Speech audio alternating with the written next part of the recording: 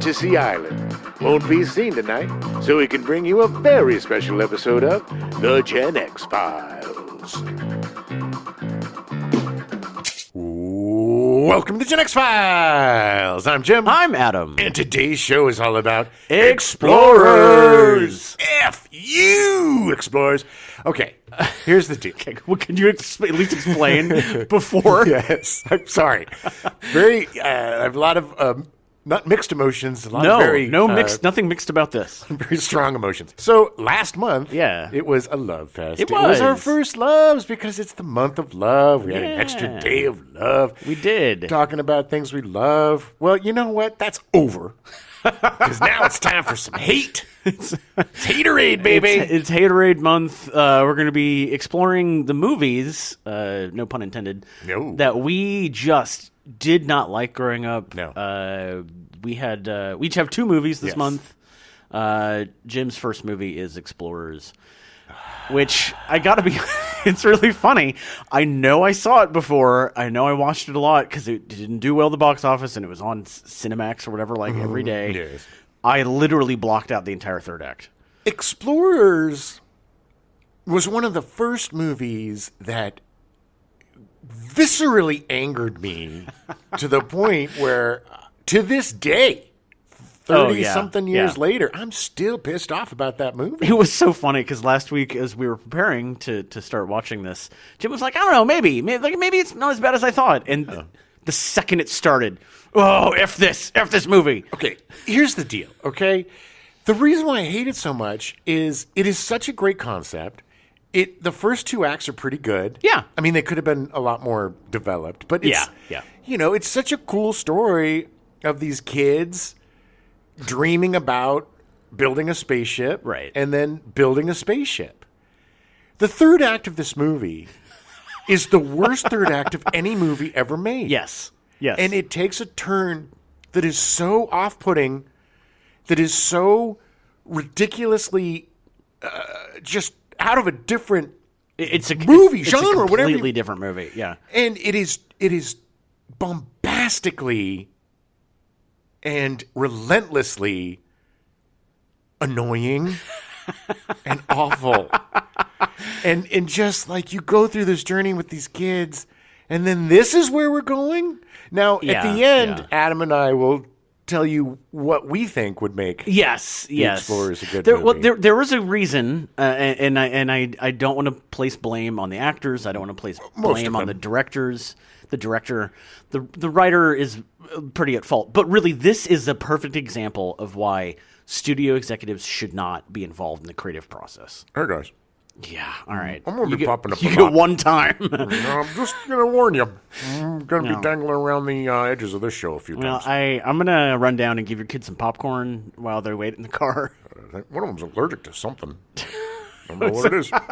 I guess we'll find out. Whatever, Bob. We'll play snack roulette. Keep in your pants, Bob. Oh, my God. It is... Look, it's Joe Dante, man. It's Joe Dante. I mean, and at the end of the day, and two really good actors. Young actors. This is also, those of you constant listeners know that I have a lifelong disdain, I guess, for Ethan Hawke. Until recently. Ethan Hawke has come around, and I now enjoy Ethan Hawke, which I never thought I'd ever say.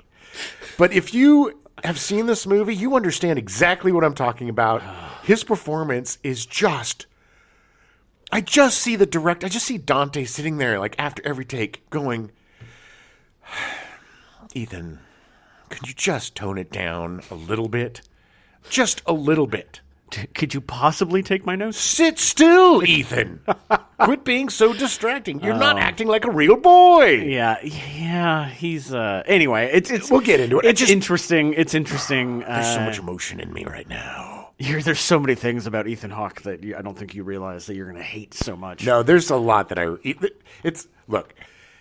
It's not just me. Ethan Hawke did a pretty damn good job as a young man, being very hateable and doing very hateable things. Yeah. I mean, I Anyway, we'll get into it anyway. I don't even know how to respond to that. So we're starting Hate Month with one of the most hateable movies. Just a little preview of what we've got coming up the rest of the month. Next week we're going to be doing Highlander, which is my first Haterade.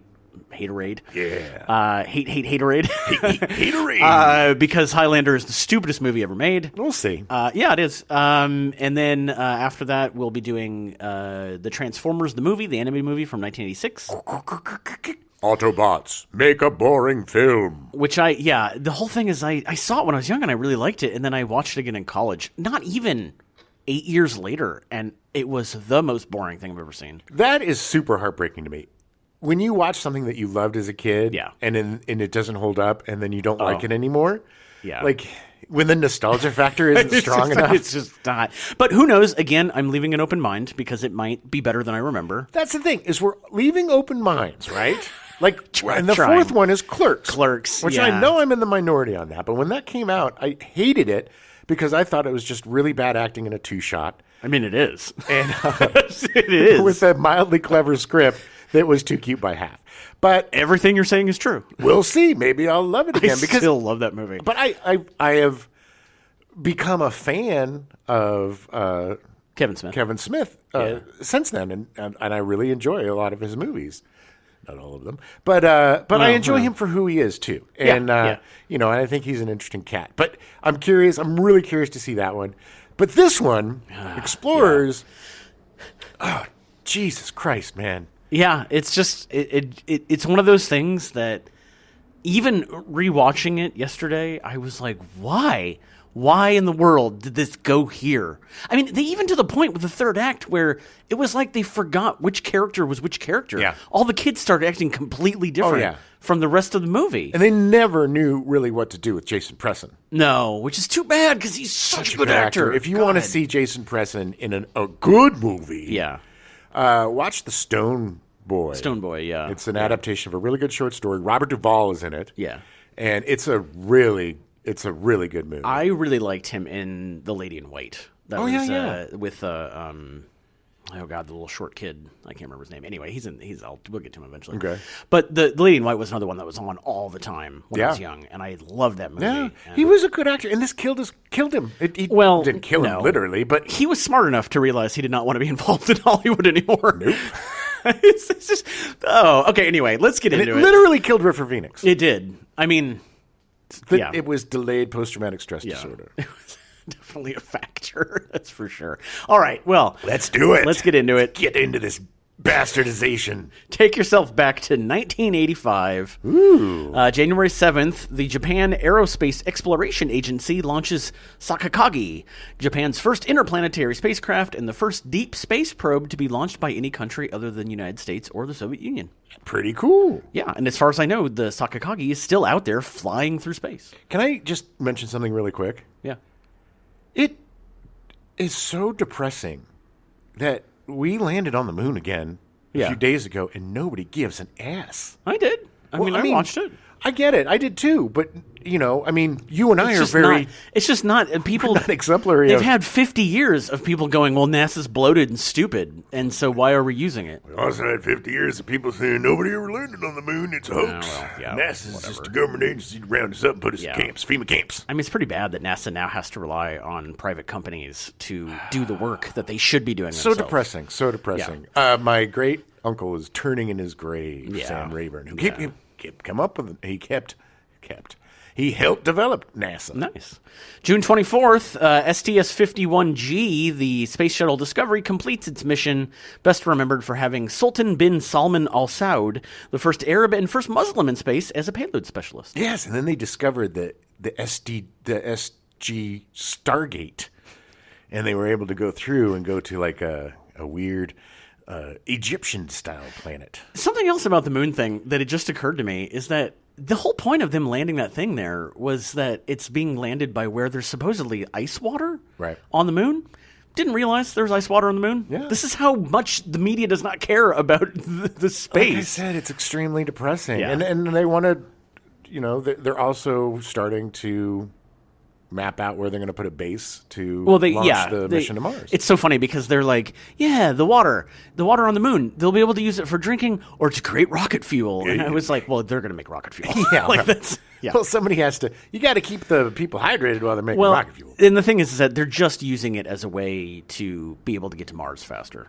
Which is it's smart because there's obviously less gravity up there and it takes less fuel and it's one of the plot points of For All Mankind. Oh my God! If we had just done this in the 70s, it would have been fine. We'd be broadcasting from the moon or Mars right now. Yeah, another Ronald Reagan.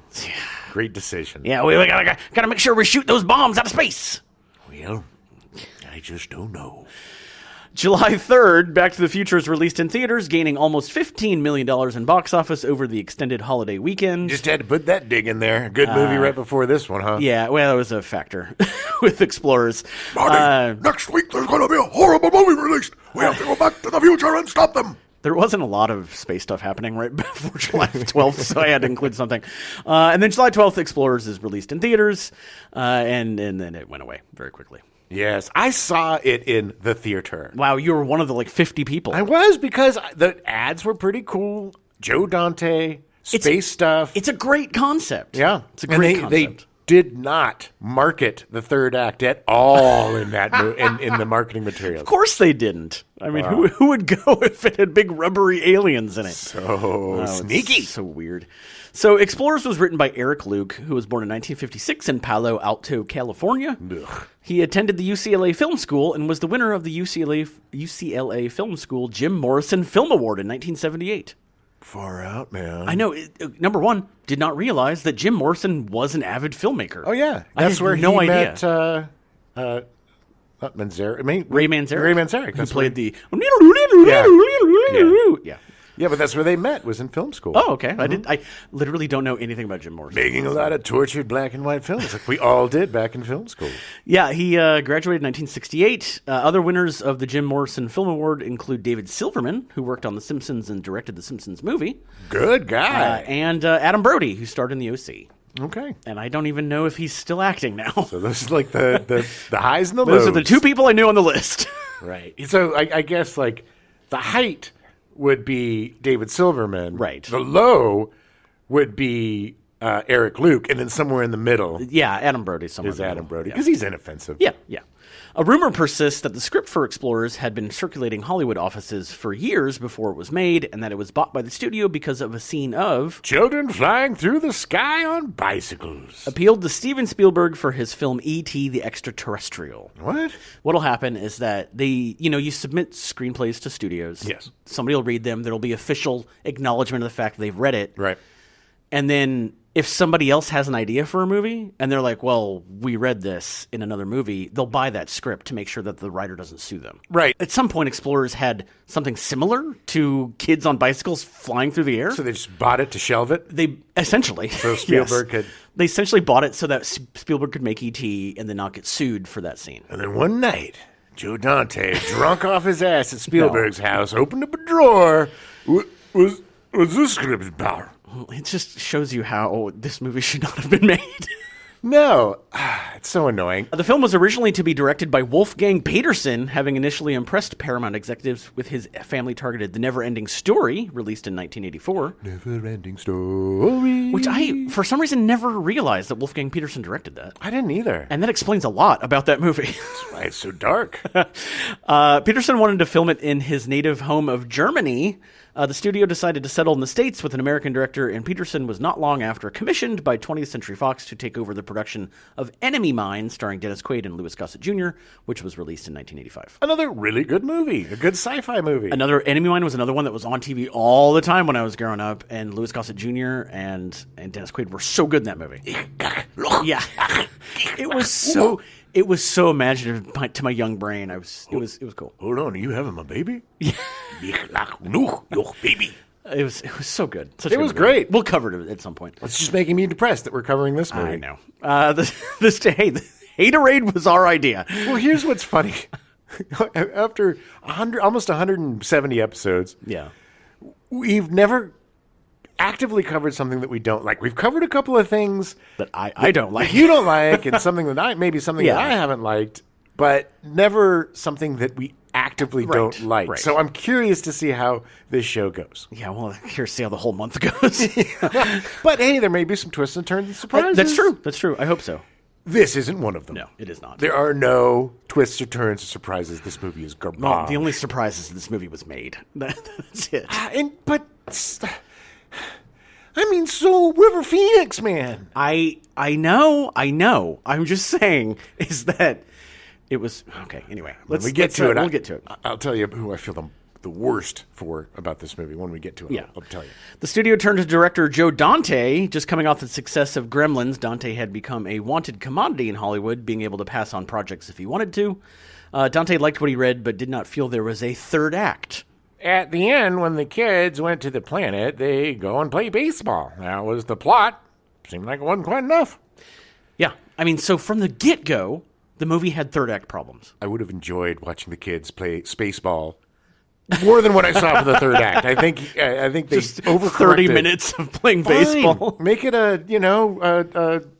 what's that? Turn it into the Sandlot in Space. Yeah, either the Sandlot in Space or Space Jam, or even like Field of Dreams if you want to go nostalgic. Suddenly it becomes like Bad News Bears in space. Yeah, and they're just trying to get the aliens together to win the game. Jason Presson's crappy alcoholic father comes out and throws a ball with him. I don't know. All of these are much better than what actually got filmed.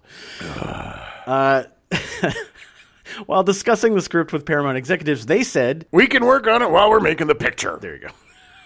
Dante and the writer Eric Luke were improvising what they were going to do while the film was being made. That's not a good sign. Never a good sign. Especially, if there's one thing I've learned from this show is that if you're still writing when the script is happening, very unlikely the movie's going to be good. Yes, it is. There's probably an exception that proves the rule. One exception to the rule: Die Hard. Yeah, there you go. That's it. Everybody else, just don't. Just get the script done beforehand. Yeah. You're not Die Hard. All right, so literally, it was just a bad idea to make this movie, so they moved on to casting. What the hell, Joe Dante? I mean, he's made some weird choices, but maybe he thought that he could save it, or like I think like you, those first two acts were so good that he was like, we'll have something. Well, there probably was more depth to the story, more with Dick Miller's character, more with the families of the kids. Yeah, or something. There was definitely a lot of stuff cut out, and we'll get to it eventually. But like, there was definitely a lot more to the kids' stories. We never met any of Jason Presson's family. No, which is odd because they really hint at the fact that he has a weird alcoholic father. We heard him. That is, yeah. We only saw Ethan Hawke's mom. We didn't see the dad. Yeah. And their parents were together. And I would have loved to have seen a lot more of Jamie Cromwell and Dana Ivey. Like that whole family was so interesting. Yes, they were very And Jamie Cromwell is always he's always amazing, especially when he's doing a really bad German accent. So they cast Ethan Hawke as Benjamin Ben Crandall. Boo. Yeah. Boo. Hawke obtained his mother's permission to attend his first casting call at the age of 14, which was for Explorers, making the movie his film debut. We could have only have stopped him then. If they hadn't have made the movie. His mom was just like, fine, just get out of the house, Ethan. You're just so annoying. Whatever. Is it filming on location? You run the carpet ragged by not stopping moving. Mommy, mommy. Due to the box office failure of Explorers, Hawke actually quit acting for a while. It was like 2 or 3 years. Or maybe even longer than that, 4 years. It was one of the greatest periods of Hollywood history. Hawke later described the disappointment as difficult to bear at such a young age, adding, I would never recommend that a kid act. Yeah, well, yeah. I mean, I wouldn't either, especially for Ethan Hawke. Was that acting, though? I don't know. Well, the other thing, too, he was just not as good as Jason Presson and River Phoenix. They're both amazing actors. Yes. And granted, again, it's probably Joe Dante because he cast him, but like, it'd be really hard to be really good against River Phoenix and Jason Presson. I just imagine Joe Dante constantly saying, hey, can you just take it down a little? Just a notch? Maybe 6 notches, Ethan? Yeah. Ethan. Tone it down, Ethan. Tone it down. Ethan, look at me. Ethan, what are you looking at? Ethan, look at me. Ethan, where you go? Ethan, where'd he go? I think he's going to the snack table. Bitch. Every time they eat something in the movie, it's because of Ethan Hawke. Ugh. And that's another thing. You're pulling into the space station, he's chomping on a sandwich with his gross mouth open, eating a sandwich. It's just every choice he made me want to punch him in the face. Okay, I'm going to put this out there too. When we saw this movie, we were children, and we're the same age as Ethan Hawke, so we're not disparaging kids. No. Because I was a kid when I watched him. We're about the same age, he and I. So. Yeah, you're just a couple years older. Yeah, maybe about a year older, actually. Yeah, you're about the same age. Yeah, I'm 1 year older than him. So in 1989, Hawke made his return to film and made a breakthrough appearance in Peter Weir's Dead Poets Society, playing one of the students taught by Robin Williams as a charismatic English teacher. That's another movie that could have gone on this list for me, I think. Really? I really like Dead Poets Society. I did not. I thought it was just so melodramatic. It definitely was. And it's like, you didn't get to do a play and you killed yourself. The whole thing was just like, I'm sorry, it wasn't earned. I don't know. And I love Robert Sean Leonard. He's such a good actor. He's great. Robert Sean Leonard is great. Yeah. And, the other kid, I forget his name, was good too. Yeah. But Ethan Hawke, no, man. It just, again, he's just was not a good actor as a kid. He was not good. I'm pretty sure in that 4 years that he wasn't acting, he didn't take any lessons. He did whatever the opposite of that is. He drank himself to the point where he couldn't remember how to act at all. Yeah. I mean, I'd like, maybe when we do Haterade Part 2, we'll put that on there. And if I watch it again, maybe I'll like it. But it was just so, just so dripping with melodrama. It totally was. But everything was like, how do we make people cry? For my 12 or 13-year-old self, when I first saw that movie, I thought it was fantastic. Of course you did. We all did. But I was a melodramatic kid. And it was the beginning of the ruining of Robin Williams. His smile through tears period, which made me want to punch him in the face. God rest his soul. I love him. Love him. But oh my God, Patch Adams, Jacob the Liar. Well, that was better than Jacob the Liar. Was better than Patch Adams. That's for damn sure. Patch Adams was awful. Or What Dreams May Come. Oh my God. That makes me really sad because that's a Richard Matheson novel, and they just did not do it justice. They didn't. They did him dirty. They did him very Robin Williams dirty. And they Richard did him all Matheson dirty. Yeah. Anyway, so much hate in me today. You brought it out. Hey, it's Haterade month. Dead Poets Society is Ethan Hawke's highest grossing film to date. If that says anything about his career, because it's an ensemble piece. I know. It was also nominated for Best Picture. He has had a long, successful career, most notably appearing in the Before trilogy from Richard Linklater, starring alongside Julie Delpy, that explores a relationship over 18 years. Yeah, people love those movies. I've never seen them. I tried to watch one, and I couldn't get past Ethan Hawke. Julie Delpy's great. My biggest issue is I didn't watch it because the movies are largely improvised, and as a writer, it annoyed me. So I was I get it. I mean, it's who Richard Linklater is. He does that. But he has a real disdain for writers, and I don't know why. That's silly. He's done some TV in his career as he progressed and has acted on stage since 1991. What TV? Oh, well, you mean recently TV? Yeah, he did TV before, too. I don't remember what, but some of the 90s. He's been nominated for 4 Academy Awards. Jeez, this is why I hate the Academy Awards. This is the part that I was like, you're going to be not happy about this. He got nominated for Best Supporting Actor in 2002 for Training Day, but he lost to Jim Broadbent for Iris. He's so bad in that movie. Yeah, I think that is a movie that's way overrated. Overrated. Yeah, way 100%. Overrated. King Kong got nothing on me. It's just because it's oh, look, it's Denzel Washington being an asshole for 2 hours. Yeah, it's ooh. Okay. Yeah, I'm not is that Antoine Fuqua? Yeah, Fuqua. Super It's hit or miss for me. Yeah. When I saw people were so oh my God, and then I saw it and I was like, really? This is it? Smoke this crack. Yeah. Okay. It'll make me a better actor. Oh God.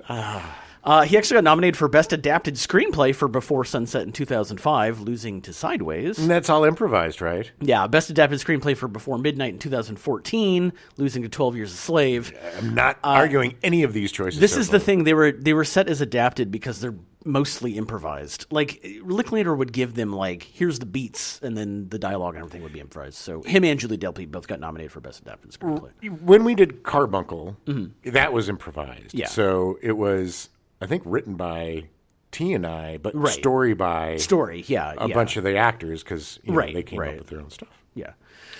Best Supporting Actor, he got nominated for Best Supporting Actor for Boyhood in 2015. That movie also Richard Linklater and also took like 10 years to make or whatever. Well, he did it on... Look, that movie... That I understand. Yes. Like, it was to chronicle a kid growing up. And I understand that. And I'm a big fan of Richard Linklater. Ever since Slackers, I thought he was a really interesting filmmaker. Yes, I know. I have no issue with his stuff. Like the issue is him working with Ethan Hawke. The animated movie he did, the rotoscoped movie. Yeah, well, he did 2 of those. I think he did a couple of those. Yeah, well, yeah, because didn't he just do one about the space thing?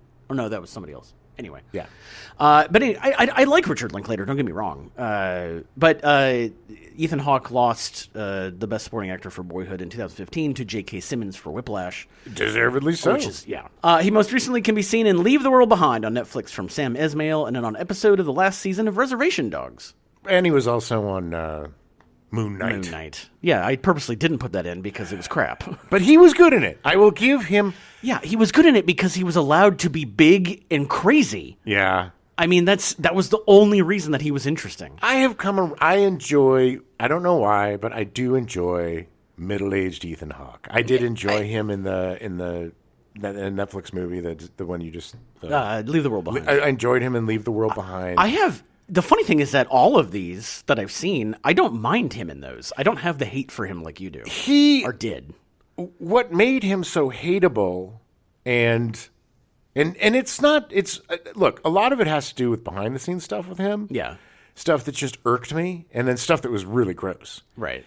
But the things that made him pretty detestable as an actor to me as a younger man work better as an older man. Yeah. And he's somehow found look, you're in the business for 40 years. You're going to get a little bit better. You got it. Yeah, I would hope so. I would hope so, yeah. And I will give him props for stuff that he's done in the last few years. And I've actually enjoyed it. There was a period in the 90s, in the 2000s, where every time I saw Ethan Hawke in something, I was like, great. Because I know exactly what I'm going to get, and it's going to be comforting. And that's it. Like, I wasn't expecting anything over the moon. He would always put in a quality performance. And then, in my opinion, quality performance.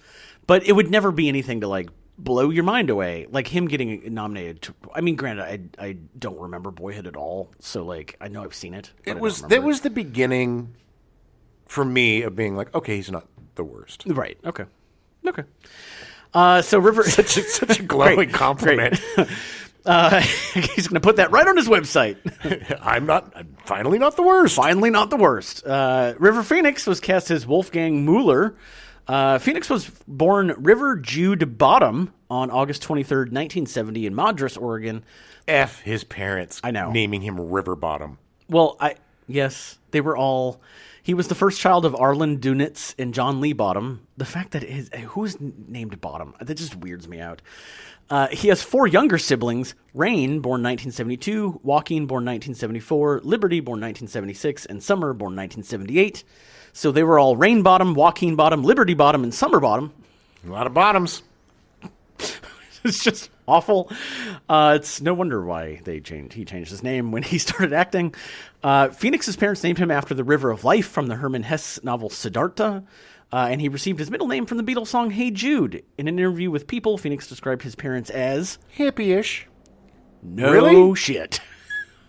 In 1973, the family joined the religious organization known as the Children of God. Okay, if you are interested in the Children of God, which is an extremely scary effing cult, there's a podcast called The Last Podcast on the Left. Yes. And they do a really great deep dive. There's like 4 or 5 episodes about it. I mean, deep dive. It's a pretty effed up child sex cult. It's very messed up. It kind of explains a lot of like Joaquin and River and a lot of the stuff that they've gone through.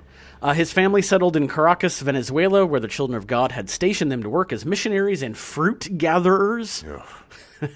In an interview with Details magazine in November 1991, Phoenix stated he lost his virginity at age 4 to other children while in the Children of God, but he had... blocked it out. That's good. Well, no. I mean, good that he blocked it out. I mean, it's not good that it happened. Well, it's also not good that he blocked it out, because blocking stuff out comes out in really bad ways. Yeah, it does. And it does. They came out in really bad ways. It did. Unfortunately. Arlen and John eventually grew disillusioned with the church and left the cult in 1977. You know, honey, I'm thinking that having our 4-year-old have sex was probably a bad idea. I'm coming a little disillusioned with it. My hands hurt from picking so much fruit. Phoenix has stated they lived in a desperate situation. They were very poor. Phoenix often played guitar while he and his sister sang on street corners for money and food to support their ever-growing family. Oh, my God. Yeah. I mean, I don't know what the parents were doing, but apparently the kids were out there shilling for money every day. Well, these parents, and look, get in touch if we're wrong, but these parents sound awful. Yeah. You know, it's this is child abuse. People that should not have had kids. I mean, yeah. But sexual child abuse. This is child abuse. I know. Putting kids to work is child abuse. It's all of this is. Phoenix never attended formal school. Talent agent Iris Burton spotted River, Joaquin, and their sister, Summer Rain, singing for Spare Change in Westwood, Los Angeles, and was so charmed by the family that she soon represented the 4 siblings. Cha-ching, cha-ching. Yeah, because might as well go from a weird sex cult to the weird Hollywood cult. Hey, and just get used constantly. Phoenix started doing commercials for Mitsubishi, Ocean Spray, and Saks Fifth Avenue, and soon afterward, he and the other children were signed by Paramount Pictures casting director Penny Marshall. Oh, wow. River and Rain were assigned immediately to a show called Real Kids as audience warm-up performers. Okay. Which is also very odd because they were like 8 and 6 and they were warming up the audience. Hey, guys. Welcome. It's just weird. I don't know. Want to watch me do my yo-yo tricks? I don't know. In 1980, Phoenix began to fully pursue his career as an actor, making his first appearance on a TV show called Fantasy, singing with his sister Rain.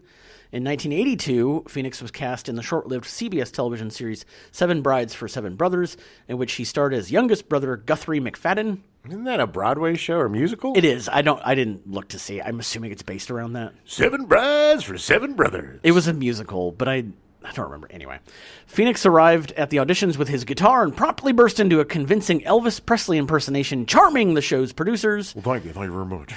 By this age, Phoenix was also an accomplished tap dancer. I'm tap dancing. You are. It's crazy. Wow. I'm pretty good. Phoenix was in a few made-for-TV movies. It was while filming one of these TV movies that he was contacted about starring in Explorers. Explorers was his feature film debut. Phoenix was originally considered to play Darren, but when Dante chose Jason Presson to play him, Dante thought that he was good enough to play another role, so he cast him against type as the nerdy Wolfgang. Which he nailed it. He totally did. Nailed it. He was so good in that part. I mean, like, scary good. There's a legend in my family that before I got named Adam, that I was going to be named Wolfgang. Your life would have been completely different. I know. It would have been so supposedly, amazing. They couldn't think of a name, and quote unquote, I'm doing a lot of quoties here because God knows with my family, this probably isn't true. But and my mom will definitely correct me. But they didn't have a name for me for like 2 days, and the doctor was like, "You should call him Wolfgang," and they were like, "Maybe." Oh, that would have been so rad. Yeah, I was almost named Dirk. Oh God. Dirk Lightfoot. Dirk the Jerk. I probably would not have been friends with you. I wouldn't have blamed you. I would have been a horrible human being. Totally different. Dirk Benedict is a good actor. He is. I mean, Dirk's not a bad name necessarily. It's just got weird connotations. He is. Due to growing up in communes in South America, Phoenix was somewhat unfamiliar with popular culture of North America. During rehearsals for Explorers, it became a running joke where he would attempt scripted, well-known words and phrases and pronounce them incorrectly. Yeah, it's so funny that you can't read because you were in a sex cult. Yeah. Phoenix would follow up Explorers with Stand By Me, another great movie.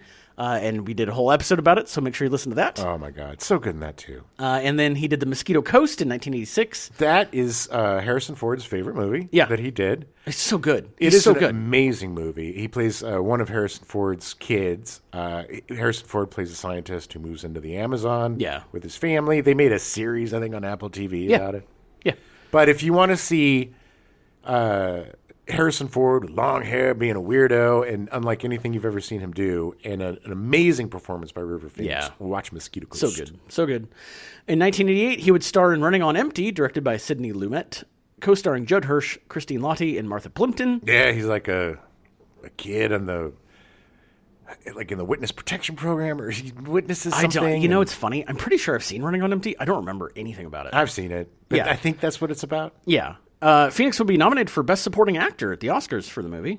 Oh, no, I was thinking No, because I was thinking of Little Nikita. That's the one where his parents are like Russian spies. Oh, yeah, yeah. It was around this time, in 1988, that Phoenix started using drugs. Some claim that his drug use was more sporadic, and he had a bigger issue with alcohol, but Martha Plimpton would end up breaking up with him due to his drug use. Yeah. Due to the breakup with Plimpton, Phoenix became paranoid that his drug habit would ruin his career, so he was very careful to hide it from everyone. Yeah. So promising, man. And yeah. When he played the young Indiana Jones in 1989, Last Crusade, oh my God. He was so good. He was so good. I mean, he was a young Harrison Ford. It was just, it breaks my heart. We were talking about this watching the movie yesterday, that guys like him or Heath Ledger and Chris Farley, guys who die so young who are so talented, we were just talking about how we're robbed of their careers. And like, I can't imagine how great Phoenix would be in his 50s. How different everything would be. Because they would be in such amazing movies. And I told you, he would have been Oppenheimer. Yeah, he probably would have. He would have been Oppenheimer if he would have survived. I mean, it's just so depressing. He starred with Keanu Reeves in My Own Private Idaho from Gus Van Sant, based on Shakespeare's Henry IV Part 1, Henry IV Part 2, and Henry V in 1991. That is such a good movie. It is. It's really good. Phoenix will win an Independent Spirit Award for his performance in the movie. It's just sad because it's just about... It's hard. It's a tough... Especially with what happened, it's a tough watch. In October of 1993, Phoenix would go on a drug binge with John Frusciante, guitarist for the Red Hot Chili Peppers. Which surprisingly somehow survived years and years of drugs and heroin abuse. Musicians always do. It's weird. Most of them. Yeah. And if they can get past 27, then they're good. Exactly. They're good. Phoenix and Frusciante were consuming cocaine and heroin and had not slept for several days. On the evening of October 30th, 1993, Phoenix arrived with his girlfriend Samantha Mathis, his brother Joaquin, and his sister Rain at the Viper Room, a Hollywood nightclub partly owned by Johnny Depp. Yeah. Phoenix was to perform with the band P, which featured Phoenix's friends Flea and John Frusciante from the Red Hot Chili Peppers, Gibby Haynes from the Butthole Surfers, Al Jurgensen of Ministry, and Johnny Depp. That's awesome. That sounds like a great lineup. Yeah. According to Bob Forrest, an LA musician in attendance at the Viper Room during the performance by P, Phoenix tapped him on the shoulder to tell him that he was not feeling well and that he thought he had overdosed. Forrest said to Phoenix that he did not think that he was overdosing because he could stand and talk. Good thing, doctor. Apparently, yes. He missed that day in medical school. Jesus. Nonetheless, he offered to take Phoenix home, but the latter declined, saying he was feeling better. A few moments later, Forrest said that a commotion erupted in the club, and he went outside to find Mathis screaming as her boyfriend was lying on the sidewalk having convulsions. Unable to determine whether Phoenix was breathing, Joaquin called 911. Rain proceeded to give Phoenix mouth-to-mouth resuscitation. When the ambulance arrived, Phoenix was still alive, and Flea accompanied him to Cedars-Sinai Medical Center. Attempts to resuscitate Phoenix at the hospital were unsuccessful. He was pronounced dead at 1:51 a.m. on the morning of October 31st at the age of 23. Such a waste. Such an absolute waste. God, that hit me a little harder than I thought it was going to. Oh, my God. That is just so sad. And I hate to say it, but it's this cult started this with him. Of course. I mean, and the fact that he felt... People were so shocked when they found out that he overdosed because he hid his drugs so well. And he was young and eager and like so articulate and good and committed. And committed. I have been in nights like this where like you see somebody at a club or you see somebody at a concert and you're just like, whoa, man, what is going on? Yeah. And but no, you're caught up in the moment and you're caught up in like the excitement, and then suddenly really, really bad stuff happens. And it's just a shame. It's just such a shame. Hard drugs never have a happy ending. Like you were saying earlier, I'm just more upset by the fact that he had such a long career ahead of him. And that's me being selfish. Like, I mean, of course I want him to be alive, but like there's so many great pieces of art that he had left in him, and we're never going to see those. For every Robert Downey Jr., there's 10 River Phoenix. Yeah. That's sad.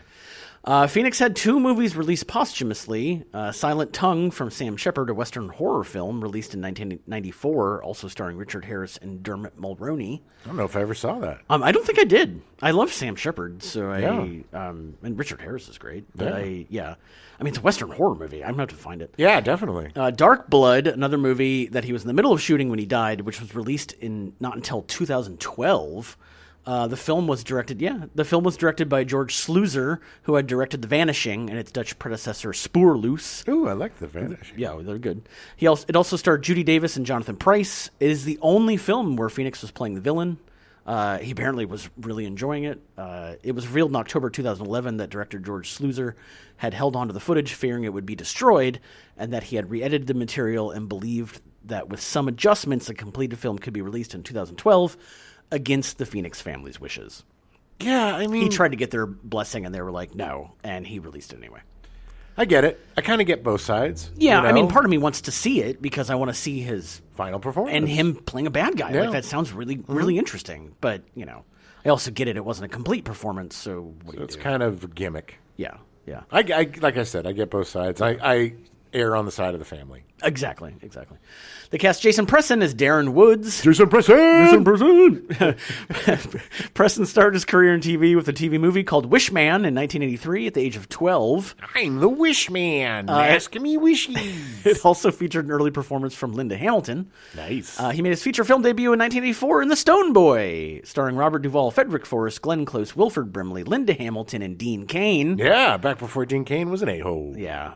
It was based on the 1957 short story The Stone Boy by American author Gina Barriault. Such a great story. I read that in English. Dean Cain did turn into a jerk, right? Yeah. Okay. Yes, he did. It's hard to keep track of these old white dudes. No, he did. The Stone Boy, I remember reading the story and really enjoying it. And because it's a fascinating story of grief. Yeah. I think a boy accidentally kills his brother in a hunting accident or something. Yeah.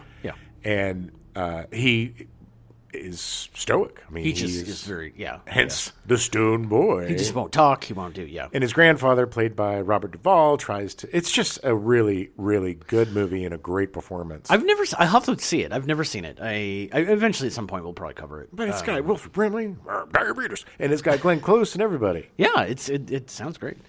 1984 also saw the release of the TV movie Invitation to Hell, directed by Wes Craven, starring Robert Urich, Joanna Cassidy, and Susan Lucci. Oh, Susan Lucci. You remember Susan Lucci? Yeah. She was a soap opera star that never won an Emmy. Yeah, the funny thing is that the one time she did win, she was in the bathroom. Funny. That's even funnier. She went like 27 years, and then it was like finally she won, and they were like, "Where is she?" And she was like, "I didn't think I was going to win." So great. I love her. That's just like that was a huge running joke. Yeah. He made guest appearances on Trapper John M.D. and Finder of Lost Loves before being cast in Explorers. He had a really good career before Explorers. Mm-hmm. Yeah, a burgeoning career, definitely. Yeah. Presson appeared in Lady in White in 1988, starring Lucas Haas. Nice. Who was the name I could not remember earlier. Yeah, Lucas Haas from Witness. Yes. Playing a little Amish boy. He was a really good young actor. Still good. Yeah, he's still good. That's true. Up. Yes, yeah. He was great in Brick. Yes. Oh, my God. He was great. So good that is another... one that kind of flew under the radar. Brick is such a great movie. It blends noir with high school, and it's got its own language. It was a very fascinating movie. Oh, it's in our library. It is. It is. He worked with Joe Dante again on Gremlins 2, The New Batch, as the Yogurt Jerk. I'm the Yogurt Jerk. A very, very short, very fast part, but he was funny. It's called a cameo. Cameo, yes. In 1991, he did a voiceover for Rugrats and was in the TV movie Never Forget and made an appearance on an episode of In the Heat of the Night. Yeah. After that, he quit acting. I'm done. I think at that point he decided he just didn't want to do it anymore. I get it. He continued his education in healthcare and has made a killing investing in real estate. Good for him. That's great. I love to see these guys pivot. If you don't love it, why do it? Yeah.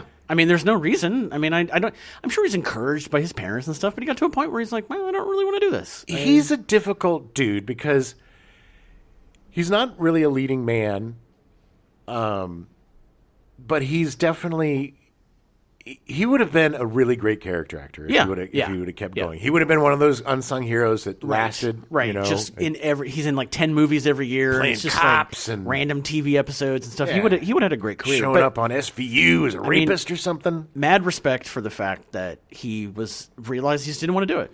In the fact that I love these people that leave the business and become successful. It just shows that they were driven, successful people, and they were destined to be successful regardless of what they do. There's just people that are like that. Yeah. I wish I was like that. But, it's like those they're far and few between and good for Mr. Presson. Yeah, it's funny because the only reason I know this is that he has a photographer friend who runs a blog, and he just happened to take a picture of him in Hollywood. They were going down. He was in town or whatever, and they went down. AmericanVirus.com, that's what the name of it is, American Virus, but if you want to check it out. But he just took a picture of him. And then the funny thing is that over the course of like 3 years, it had like 1,000 comments because everybody wanted to know what was going on with Jason Presson. That is so great. Well, because if you're of a certain age, Jason Presson left an impression. People were just like, next time you see him, tell him how great he is. And like, we love him. And, everyone wishes that he was acting. But the photographer was like, he's a very private dude. And like, well, that's got to feel good. He's only mentioning this stuff because he asked if it was okay, and he was like, "Yeah, whatever." But I mean, he's just doing his thing. But he looks good. The picture of him's great. Like he looks good. He's doing his thing. You know what his slogan is for real estate? What's that? If you want to make an impression, make an impression. Wow. So you're sure he was successful? Hey, look, it worked. Altadena is a very interesting place. Amanda Peterson was cast as Laurie Swenson. No. Amanda Peterson made her acting debut at the age of 7 on stage in The Sound of Music. I am 16, going on 17. This is another one of those movies. I've never seen The Sound of Music. Really? Never. I have zero desire to see The Sound of Music. There was a time, and I think this is by the 80s, I think that this was dwindling. Yeah. But there was a time where I think it was against the law not to watch the annual airing of The Sound of Music. I think we all were. Apparently I was a criminal then because I never did. Because the ABC Sunday night movie. Yeah. I think around Easter or it was like a holiday. A springish like some thing. Kind of, hey, we just wanted Nazis in the springtime, apparently. But, that was just... My parents would watch it, and I would go play Nintendo. Yeah. Well, good for you, because I was forced to watch it all the so many times. Amanda Peterson's singing and dancing translated to a support dancer in the 1982 musical Annie, based on the Broadway musical. Yeah, with people in it. Yes, there were other people in the musical, yes. Peterson transitioned to TV and appeared on Father Murphy in Silver Spoons. You remember Father Murphy? I do remember Father Murphy. My mom loved that show. I don't really. Was it a comedy? Sitcom. It was a sitcom. Wasn't he like a priest raising a bunch of foster kids or something? Yeah. It was like he was in a orphanage or foster home or something. Yeah. Man, they love TV shows about people with a gaggle of kids. Yeah, man. That was a just big thing. 10 of us. 8 is enough. Or like Different Strokes, where it was like, let's throw these kids into a weird situation. Or Webster, which was a complete ripoff of Different Strokes. Yeah. Well. Or, hey, what about Small Wonder, where you throw a little robot girl in? I can't find a little girl, so I'm going to create one and put her in my house. Yeah, creeps. Okay, that was weird. Yeah. She also appeared in more than 50 television commercials. She was that cute, like, blonde girl next door. Next door. She was perfect. During the 1983-84 television season, she co-starred as Squirt Sawyer on the NBC drama series Boone. Boone was canceled after one season. I do not remember Boone at all. Sounds familiar. Explorers was her first feature film and leading role, which loosely leading role. She was in the movie for like 2 minutes. She was the object of desire. Also, my biggest the third act is terrible, but my biggest complaint about this movie is that for some reason Amanda Peterson just shows up at the end and goes, "Well, now I love you too." Because he gets that stupid thing, and then you were in the bathroom when this happened. I know. He's like floating around, and he sees her, and he's like, he sees her in the window. Yeah. And just the window is floating by, and he goes, "Laurie, we're dreaming." And she doesn't even, it was just the stupidest thing. Okay. Well, that's even, God, that makes it even worse. So much worse. In 1987, she starred in Can't Buy Me Love with Patrick Dempsey, which is how I know her. Oh, yeah. And I such a great movie. Had a huge crush on her because of that movie. Well, everybody did. Yeah. Because she was that was one of the first transactional nerd love movies. That's true. Where she ruins her mom's leather coat. He was going to buy a telescope, and then he's a nerd. He just happened to see her at the mall, and then I'm buying it for you if you pretend to be my girlfriend. It was back when Patrick Dempsey was like the nerd, hot nerd guy. And then now he's the sexiest man in the world. In 1989, she appeared in Listen to Me with Kirk Cameron, Jamie Gertz, and Roy Scheider about a debate team at Pepperdine that wins a chance to debate about abortion before the Supreme Court. Peterson made a few more appearances in TV movies and guest spots on shows, but in 1994, she retired from the entertainment industry and returned to her hometown in Greeley, Colorado. According to her father, she left Hollywood to choose a new path in her life. Yeah. Fortunately, it didn't quite go the way that Jason Presson's did. Well, look, here's what's gross. One of the really, really, really gross things about Hollywood, and especially back then. Actresses were expendable, and they had an expiration date. Oh, yeah. And if you weren't a good enough actor to transcend that, like Meryl Streep or somebody, if you were good, then you started playing the moms and you started doing this, and it's just like it was a horribly depressing arc. It was a bad situation and disgusting. Yeah. Peterson was twice married and had 2 children. Yeah. Between October 2000 and May 2012, Peterson was arrested 5 times for the offenses of third-degree assault, harassment, DUI, and possession of drug paraphernalia. I remember and this. And suspicion of distributing a Schedule II controlled substance. Oh. From September to December 2005, she spent nearly 3 months in jail.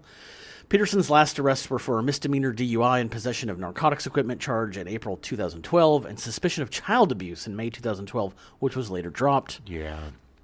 Apparently, she cleaned herself up and had become quite religious. She found God and got clean. She suffered from sleep apnea and bouts of pneumonia and sinusitis. In 2012, Peterson started receiving disability benefits and lived alone in an apartment in Greeley. Yeah. On July 3rd, 2015, Peterson was reported missing after her family became concerned when she missed a scheduled family dinner. 2 days later, on July 5th, the Greeley police found her dead at her home at the age of 43.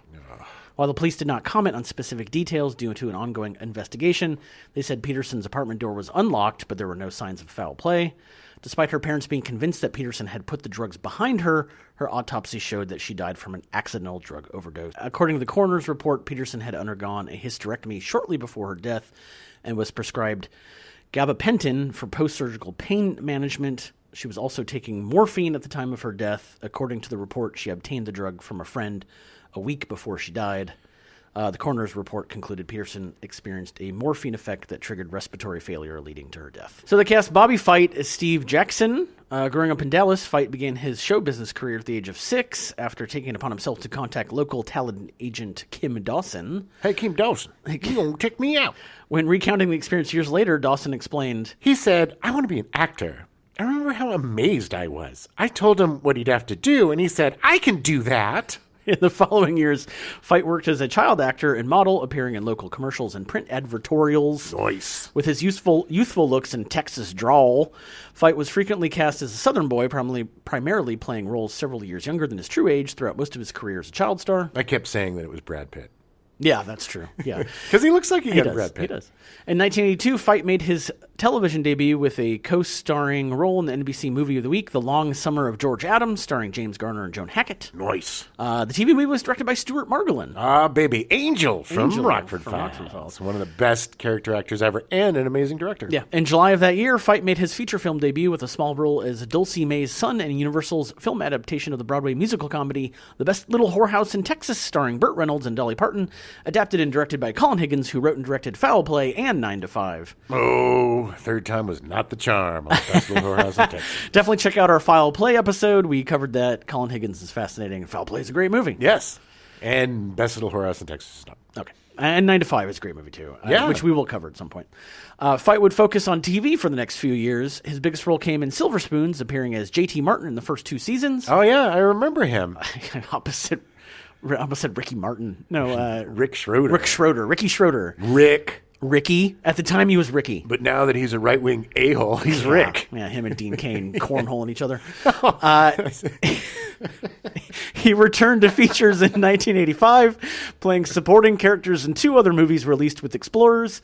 Papa Was a Preacher, starring Robert Pine, Georgia Engel, Dean Stockwell, and Melora Hardin. Okay. I've never heard of this. Dean Stockwell and Melora Hardin were both on Quantum Leap. Oh, yeah. Well, yes, they both were, yes. I just don't know this movie.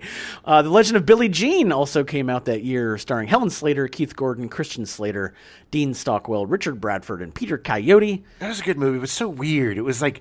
It was a very odd movie, but there was another Christian one for Slater me that was on all the time. And Helen Slater. Yeah. No relation. No relation, yeah. But in the movie, they were brother and sister, but they yeah. had this weirdly dancing around it incestuous thing that was really odd. Was Maybe it was just the chemistry between the actors, but... Possibly. I really liked that movie. I thought it was done really well. And Everybody was so sweaty. Slater was great. It was real sweaty, and everybody was sweaty.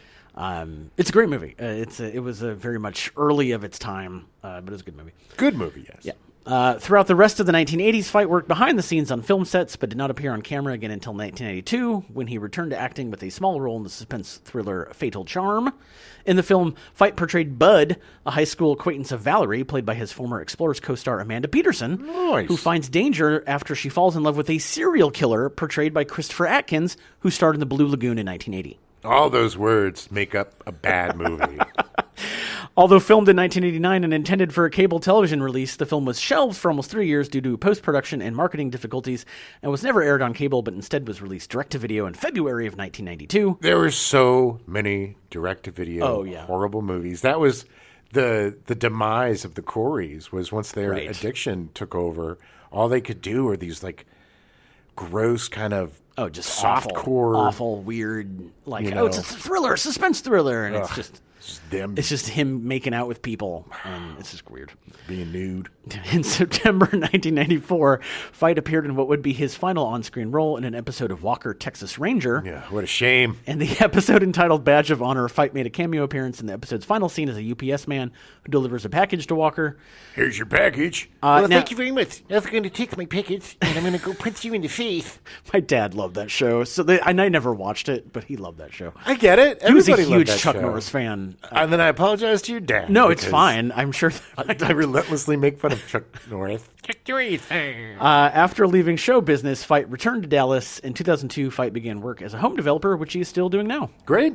So he's out there doing stuff. Good. Dana Ivey was cast as Mrs. Muller. Ivey is a 5-time Tony Award nominee for her work on Broadway. Oh yeah, she's an exceptionally accomplished, phenomenal stage actor. She originated the title role in Driving Miss Daisy and was nominated for a Drama Desk Award for Best Actress in a Play. I bet she was super bummed when the movie came out and she didn't get it. Oh yeah, well, when she did Driving Miss Daisy, she probably was only like 40, and they had to cast somebody that was in their 70s or 80s that looked a little more. I gotta make water, Miss Daisy. Not now, Holt. I gotta get to the Piggly Wiggly. I'm gonna make water in my pants. Don't do that. Explorers was her feature film debut. Really? Surprisingly enough, Dana Ivey had a huge career in Broadway before this. Later that year, in 1985, she would appear in The Color Purple from Steven Spielberg. She also appeared in Dirty Rotten Scoundrels in 1988, The Addams Family in 1991, Home Alone 2, Lost in New York in 1992, Sleepless in Seattle in 93, Addams Family Values in 93, 2 Weeks Notice in 2002, Rush Hour 3 in 2007, and The Help in 2011. She is absolutely hilarious in Dirty Rotten Scoundrels. Oh, yeah. Which is such a guilty pleasure of mine. I love that movie. It's such a funny movie. Steve Martin and Michael Caine. It's so good. They're so awful to each other. It's so good. Have you seen the original of that? No. Dirty Rotten Scoundrels, starring David Niven and Marlon Brando? No. Marlon Brando playing the Steve Martin part? Oh, really? Interesting. It's fascinating. All right. Her most recent work was in the Ocean's 8 movie in 2017. Nice. I don't have any record of how old she is, but she's still around. She's still acting. She's always 29. Taliesin Jaffe was cast as Ludwig Mueller. He was one of the kids. Okay. He might have been the kid in the mask. I really don't know. Jaff, I think he wasn't. Was it Jaff or Jaffe? Jaff. I think it's Jaff. Okay. He made his acting debut in Mr. Mom in 1983, starring Michael Keaton and Terry Garr. Oh, okay. I'm pretty sure he was the one not in the mask because he actually had lines. Yeah. Jaff appeared in a number of features and TV roles as a child, culminating in 45 episodes of the Suzanne Summers sitcom She's the Sheriff from 1987 to 1989. She's the Sheriff routinely makes the worst TV of all time list. It is so bad. It is a running joke. It's been a running joke with me for years. It still ran for 3 seasons. Oh, well, they didn't care. They would run that. It was syndication. Sheriff They made Lobo them was for on. like $10. They Yeah. were like, just go do it. Yeah, it was. She's the sheriff. It's so awful. Well, it was also like at a time, a very sexist time, Yeah. where a woman sheriff was like, "Oh, this never happened before." I realize you have the authority, but I know more than you. Yeah. Welcome to every episode of She's the Sheriff. Yes. After this, Jaff turned to voice acting, doing English voices for imported anime. He's appeared in almost 40 animes, the biggest playing Basil Hawkins in One Piece. What? Yeah. I haven't seen that. Yeah. Of the 1,000 episodes of One Piece that have come out. Yeah, I like the Netflix adaptation, and I was like, maybe I'll watch the anime. And then I realized it was a rest of my life commitment. Nope. He also did voice work in a ton of video games, World of Warcraft, Final Fantasy 4 and 14. He played Blanca in Street Fighter V. Nice. Flash in Mortal Kombat vs. DC Universe and Injustice 2, Fallout 4 and Fallout 76, and is Thurless in Horizon Forbidden West. Right on. Way to go, buddy. Yeah, he did return to some live acting, the most famous being part of the Critical Role campaigns, playing D&D with his friends while voicing the characters. Yeah. I'm pretty sure that Lewis, a friend of ours, knows all of them. Nice. I wouldn't be surprised. Lewis knows everybody. He'll probably text us as soon as he hears this. Shout out to you, Lewis. You're awesome. Yeah. He most recently... Oh, so that actually led... The Critical Role thing actually led to a role in The Legend of Vox Machina. Right. Vox Machina? Vox Machina. God, Vox Machina. I can never say that right. If you try to get me to say Deus Ex Machina, I can say it right then, but if I think about it, it's out. Well, we'll just isolate that, and whenever we need it, we'll use that clip. It was on Amazon Prime. Check it out. It's a great show. Yeah, it's cute. It's really funny. He most recently can be heard in the video game Alex 2. I just like the fact that he went to anime. Like, he's doing all this anime stuff. It's really great. He's living my dream. I would love to do voiceover. That's what I would love to do. James Cromwell was cast as Mr. Mueller. Oh, Jamie Cromwell. Wolfgang's papa. Cromwell made his television debut in a guest spot on The Rockford Files in 1974. Yeah, he did. Cromwell made his feature film debut in 1976, Murder by Death, written by Neil Simon, which we also have an episode about Murder by Death. Oh, such a great movie. He also had a recurring role on All in the Family. He's appeared in almost 70 feature films, the most recent being voiceover work as Alfred Pennyworth in Merry Little Batman. That was really good, by the way. That was really fun little... yeah. Nice little animated. Yeah, very different from the Batman. It was more of just kind of a comedy thing. Nice. But it was very fun. If you have a chance to watch it, do it. Maybe save it for Christmas time. Yeah. He was nominated for Best Supporting Actor for Babe in 1995, losing to Kevin Spacey in The Usual Suspects. Gross. I mean, great performance, but yeah. That'll do, Pig. Yeah, that'll do. That'll do. He's also appeared in almost 120 TV shows and TV movies. He appeared twice on Star Trek The Next Generation as 2 different characters. Once on Star Trek Deep Space Nine and as Dr. Zephram Cochrane, the man who invented the warp drive in the feature Star Trek First Contact and the shows Star Trek Enterprise and Star Trek Lower Decks. Yeah, Lower Decks is funny. Yeah, he was like the hippie weirdo on that bad generation. They never knew what to do with the Next Generation cast in the movies. It was sad. He's been nominated 7 times for a Primetime Emmy Award, winning once for his role in American Horror Story Asylum. Oh, yeah, which is phenomenal in that. Amazing. So scary. He's also been nominated 5 times for a SAG Award, but has never won. F you. He may be the best overlooked actor working today. He is a solid character actor who can be a leading man when needed. Yeah. Babe was great, understated performance. L.A. Confidential. Oh my God, fantastic in that. Rollo Tomasi, baby. Yeah, it was. He's such a good actor. He will soon be seen on the Apple TV Plus series Sugar, set to be released in 2023, which obviously did not happen. It must be coming out sometime in 2024. Yeah. Robert Picardo was cast as Starkiller /Whack and Neek's father. Who didn't get a name. Robert Picardo was in the 3rd act of this movie. Robert Picardo is a great character actor. He's hilarious. He is a talented man. He's been on Star Trek. You're going to get into it. I mentioned at the beginning of the show that I feel the worst for Robert Picardo. Yeah. Because here's the deal. Robert Picardo gets a call. He hangs up the phone and he goes up to his wife or significant other and he's like, honey, oh my God, I got cast in a Joe Dante film. Not just one part, not just 2 parts, but 3 parts. And I am the entire third act, and it's going to give me a chance to be really funny and do a bunch of characters and do a whole bunch of other stuff, and I get to be all this other stuff. I'm so excited. This is going to really turn my career around. I'm going to be a star now, honey. At least he got to do the Star Killer part in the fake movie, because then he wasn't totally... But it was such a small... He had... I didn't include this, but the costumes that he had to wear for the third act, all that was showing was his mouth. Yes. He literally couldn't see. He couldn't hear. All was his mouth. They had to have somebody guide him around. When he got into the costume, he couldn't get out of the costume.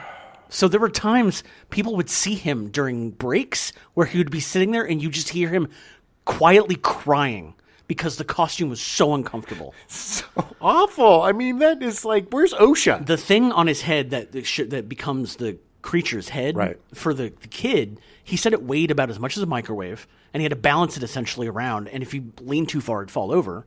And then when he did the dad, he said it was like having a giant TV on my head. And it hurt so bad. It probably damaged his neck. It was awful. But poor guy, because he's really talented. And I'm sure that he was like, this is the break I've been waiting for.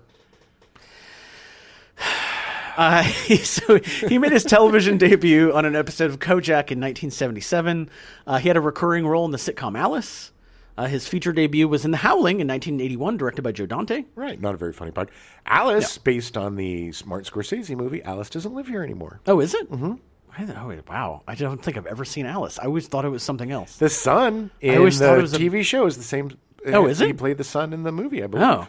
God, I always thought that it was about a diner. It was Christy McNichol's brother, I think. Jimmy McNichol or something McNichol? I don't know. Wow, I need to look up Alice, apparently. I loved Alice as a kid. Kiss my grits, baby. Yeah. Kiss my grits. Along with playing a number of roles in Explorers, Picardo would continue to work with Dante on a number of films. He did Inner Space in 1987. Such a great movie. And he was so hilarious in that, too, by the way. Fantastic movie. Everybody was so good in that. The Burbs in 1989, another phenomenal, one of my favorite comedies. I always get that mixed up with The Money Pit, which is horrible. But The Burbs is a great... Burbs, I like The Money Pit, but The Burbs... The one difference is that The Burbs... is funny? Does not have... Shelley Long, which is what inherently makes it funnier.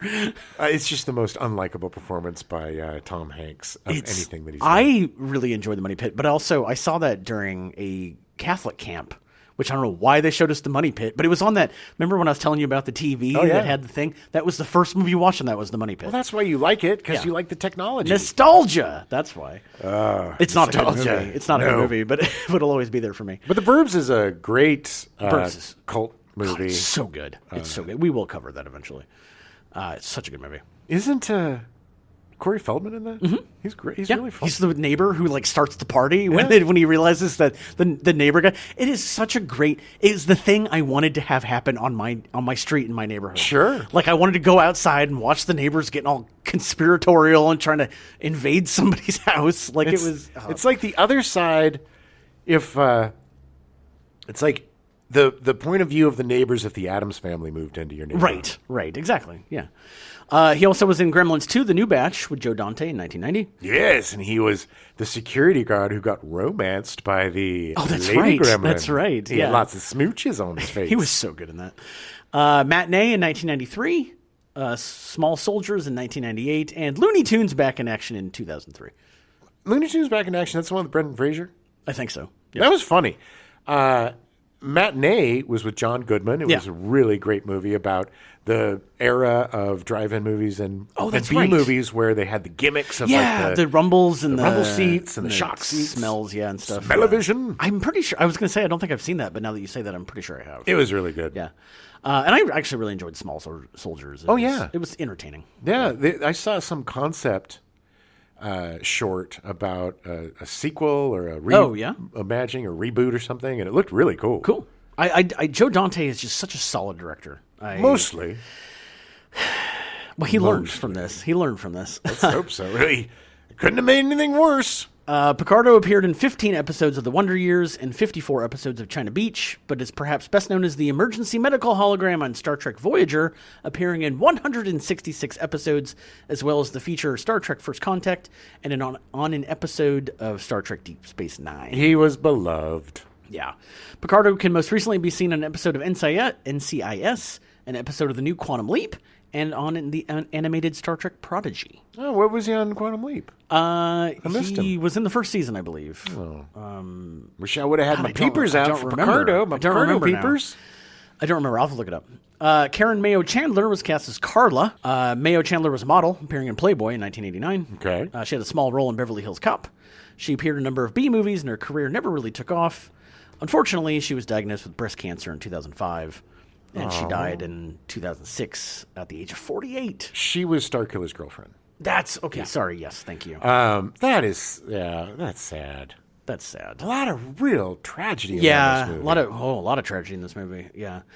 Dick Miller was cast as Charlie Drake. Dick Miller. I love Dick Miller. Yet another character in this movie that seemed like he was going to have some kind of payoff in Act 3. I am 100% positive that there was a whole B story with Dick Miller because he had the dreams too. Yeah. The last shot of him could be the end of the movie where they're flying away and he's looking because you think he's going to go like bust those kids and he's just like, good on you. Good on you, kids. Yeah. Like it's like kid. You did it where I couldn't do it, kid. Yeah. And that's the thing. It's like they give him like 2 seconds of being kind of a hard ass cop who discovers the spaceship with his helicopter. He and Meshack Taylor, strange combo. Yeah. And then it's just like. And it's also, I don't think Dante knew whether he wanted him to be comic relief or a big part of the story because it's like when he's finding the kids, he falls down, but he gets back up, but he's not. Yeah. You know, it's not the character from Gremlins who's like a crazy conspiracy theory guy. Yeah, crazy vet. Yeah, but yeah, I think we'll get to it because in my version of this movie, his character plays a much bigger part. Yeah. Which I mean, he should. Yes, Miller worked with Joe Dante a lot as well, appearing in Gremlins, Gremlins 2, The New Batch, and The Burbs.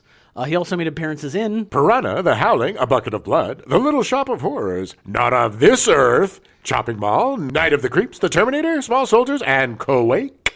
Yeah, we've talked about Dick Miller before, so actually Gremlins 2, if you really want to know more about Dick Miller, listen to that episode. But again, a super solid. He's such a good actor, actor, and again, also it's like he had such a small arc in this movie. Yeah, but I wanted to see more of that. Exactly, that's the testament to he's such a good actor. How watchable and likable he is they're like, and also it didn't help matters any that.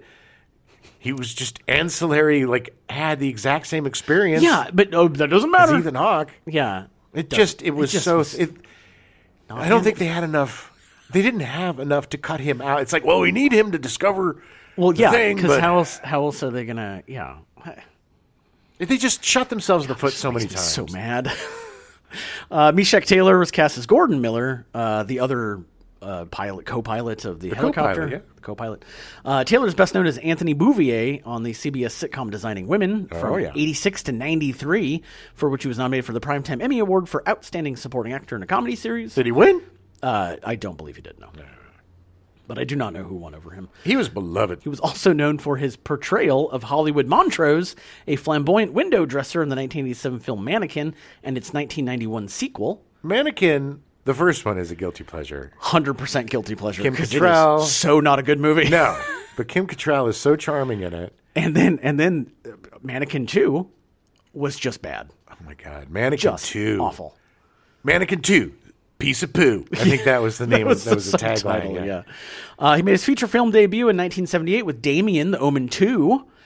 Taylor has also appeared in 97 episodes as a main character on the sitcom Dave's World, airing from 1993 to 97. Columnist Dave Barry, starring Harry Anderson. Oh, right. Yeah, I remember Dave Barry. That's another one of those, like, where did he go? Yeah. I mean, I'm sure Dave Barry's probably dead now. But that was I remember that show being on. It was a weird show.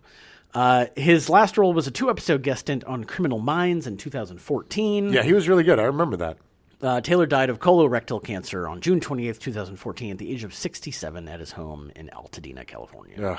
Again, tragic. What a horrible way to go. He also, because of designing women and mannequin, people thought he was super gay, and he was not. He got married and had kids. Actually had 4 grandkids by the time he died. So. Okay, so now we're going to get into why the third act was such crap and an awfulness. Unfortunately, there were a lot of issues that did not set up Explorers for success. Dante said, the studio changed hands in the middle of production, and they decided they needed the movie much quicker than we thought. So we shot the picture under very hurried auspices. The paint on the sets was literally wet, and when the kids stepped into the spaceship, they sunk into cement because it wasn't dry. Everything was rushed on this movie. Rushed. It never works. Yeah. Hey, surprise. That's not how you make a movie. During the dreams when the children fly over the circuit board, some of the camera angles and moves are meant to mimic the flight to Neverland from Peter Pan. Yeah, I could see that. I could see that, but also doesn't really go anywhere in the movie. It's just them having dreams. Yeah. I mean, when Robert Picardo was in full makeup and costume as the aliens, Hawke and his father, his mouth was the only part of him not completely covered, though his mouth was made up to blend into the faces of the creatures. Now, the creatures were the animatronics and the eyes and the flippity-floopity. Yeah. Very impressive. But extremely off-putting. They didn't... they were so weird. It just was not... It felt totally out of tone with the rest of the movie. Joe Dante directed a part of the Twilight Zone movie. He directed the one about the kid that could send people to the cornfield. You remember that? One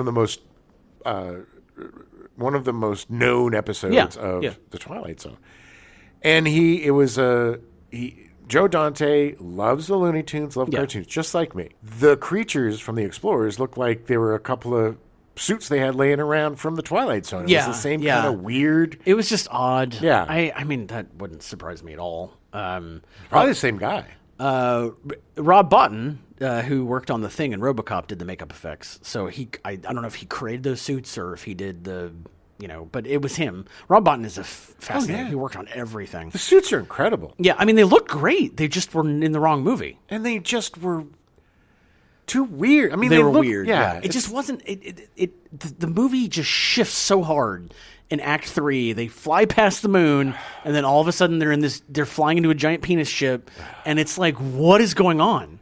Yeah. There's like 10 minutes of them exploring like weird sets that it's like, oh, this is and then they show up and there's just these 2 like weird alien rubber things. Why didn't they greet them? Why did they have them go do a Mario style platforming adventure? Why did Wolfgang Mueller suddenly want to start screwing this alien? Like, it made no sense. Separated. And they did. It's just the whole thing was garbage. It didn't make any sense. Industrial Light and Magic was responsible for the special effects, which required $6 million with a $20 to $25 million budget. The effects were fine. The screener that we watched was either like too fast or something. It just had this weird effect. I don't think that the 1080 transfer was done well. No. I think that's the problem. Nobody gives a F. They're like, who's going to buy this piece of ass? Are you surprised? It's like someone's going to go, we should spend $4 million upgrading and helping explorers. No, they don't care. But the effects, I mean, the ball going through stuff. The ball effect was really cool. Yeah, and all the practical effects were done really well. Yeah. Dante said, we came up with sort of a pop culture angle on it that we thought would be funny. Audiences didn't particularly. Yeah, if the pop culture angle is that there's an alien that just quotes crap, nobody wants to see that. 2 teenage aliens who do nothing but watch television. F you. The film contains various references to science fiction features, new and old, and much more when the children meet the aliens. When the boys are hovering over the drive-in, the film that is playing stars a space hero named Starkiller, named after George Lucas's original last name for Luke Skywalker. Very funny. And the sound effects from the movie are from the Atari video game Yar's Revenge. Again, great Easter egg. Funny. This is Joe Dante. This is Joe Dante being the best Joe Dante. Hawke's character Ben is obsessed with aliens and movies surrounding them, and the 2 movies he watches during the film are This Island Earth and The War of the Worlds. Yes. Which he leaves on in the middle of the night. With, like, he's screaming, an 80-year-old man with no hearing. It's just so loud. And his mom comes in, and she's like, what are you doing? Yeah. The children attend the Charles M. Jones Jr. High School, which I loved. Yeah, Chuck Jones, it was named after Looney Tunes director Chuck Jones. Listen to our Chuck Jones episode. Yeah, please do. And Whack the Alien's first exchange of dialogue is of Bugs Bunny's famous catchphrase. Yep. What's up, Doc? The song Whack performs for the kids is Little Richard's All Around the World. One character is a pet rat trained to use a voice synthesizer named Heinlein, which is named after Robert Heinlein, who is a 50s sci-fi writer. Wait, what? Robert Heinlein? No, I know that, but yeah, what rat? Didn't you hear the rat? There was a rat at the beginning. There's a rat that talks. Oh, yeah. Okay. Near the very beginning. I thought you meant on the spaceship. No, when they first go down. Yeah, and it had the little things to push. Yeah. Dante and his editing team submitted a rough cut by the late spring of 1985, but Paramount wanted to take advantage of the busy summer market. Of course. The cut they actually, I don't think I included this, but the cut that they submitted was 3 hours and 15 minutes long. F you, man. Could you imagine? That they would be using that in like Guantanamo Bay to torture people. Yeah. They had obviously a lot more editing to do. They changed the initial release date. The executives changed the initial release date of late August to early July. Dante said, they said, just stop editing the picture. We're going to put it out, and we got a perfect date for it, and we know it'll make a lot of money. Wow, that sounds just like an executive. There was about an hour and a half worth of footage that was left on the cutting room floor. Dante said, there was a lot of spiritual kind of stuff in the movie that didn't make it in at all. There was a theory that was around at the time about the world mind, and it was a concept that I thought was interesting. We started to get into it, and there was no way to make any sense out of it, so we just dumped all that, and now the only picture where the theory is even mentioned is Exorcist 2, unfortunately. What? Exorcist 2 covers this whole world mind concept of like learning things and then someone else learns things. Right. And blah, blah, blah. It's like a conscious. We're all related on a subconscious level, and we can learn by osmosis. Yes, almost. essentially. Yeah, which makes sense with this movie and them learning about how to make this sphere that flies things around, and him doing the circuit board and all that stuff. Like, that's what they were going for. A lot more interesting than a teenage aliens popping it in the brains. Sequences had to be redubbed, including one near the end where the boys are under a tree to give the film a sense of closure. Hey, we're under a tree. Let's go home. I think it was good job, guys. I think it's when it was raining. I think that was a scene that was not supposed to be in the movie. Yeah, with the Wolfgang in his trench coat. I just love him so much. Yeah, he looked like a little spy. In the drive-in scene of the young couple, the boy who calls the special effects fake is supposed to be Ben's brother. He's hanging out with the girl, trying to get it all on with the girl. Yeah, that actor was in a ton of stuff, too. He was always playing the nerd. Yeah. Dante says, there's a whole family subplot that is completely missing. Yeah. All of them. All the families. Except for Wolfgang. Yeah, but even then, there was much more you could explore there. Sure. The character Gordon Miller was also supposed to return in the third act. That was the Meshach Taylor. Yeah, I think it was Meshach Taylor supposed to come back. Yeah, he's Gordon Miller. Explorers were released on... the whole thing is that it was just a mess. It was a mess. Yes. It needed more editing. It needed more work. And instead they just said, no, we have a perfect date for it. Just put the damn thing out. So their perfect date for releasing this movie was July 12th, 1985, being released in 1,750 theaters, which just happened to turn out to be the same weekend as when the Live Aid concert was being broadcast. Okay.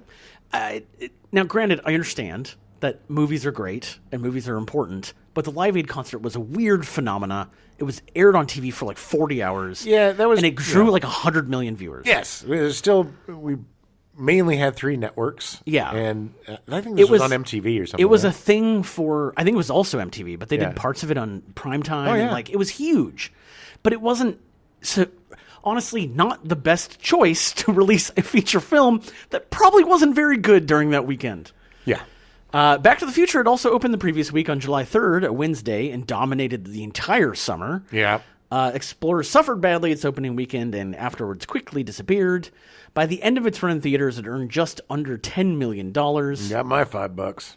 When the Los Angeles Times compared the film with other commercial failures that summer, a Paramount executive responded, "It was a wonderful piece of material. By the time it came out, you felt as though you'd already seen it." What? How do you... It's not a wonderful piece of material. It's not. It needed more work. It's not. Maybe it's a wonderful concept.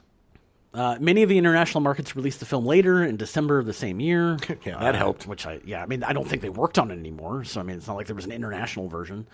The film fared better in video rentals and cable broadcasts and garnered positive reviews from critics. I know. Kevin Thomas of the LA Times said, "Explorers itself is bubble thin, but it glides by gracefully on the charm of its three young heroes and their vividly envisioned adventure in space. Did you see what he did there? Bubble thin and gliding because of the movie. Yeah, they had clever. the bubble in the movie. I hate reviewers like that. Yeah, Kevin Thomas. Janet Maslin said, Of all the Spielberg-inspired fantasy films afoot at the moment, Explorers is by far the most eccentric. It's charmingly odd at some moments, just plain goofy at others. yeah, you're literally just describing the movie. Yeah.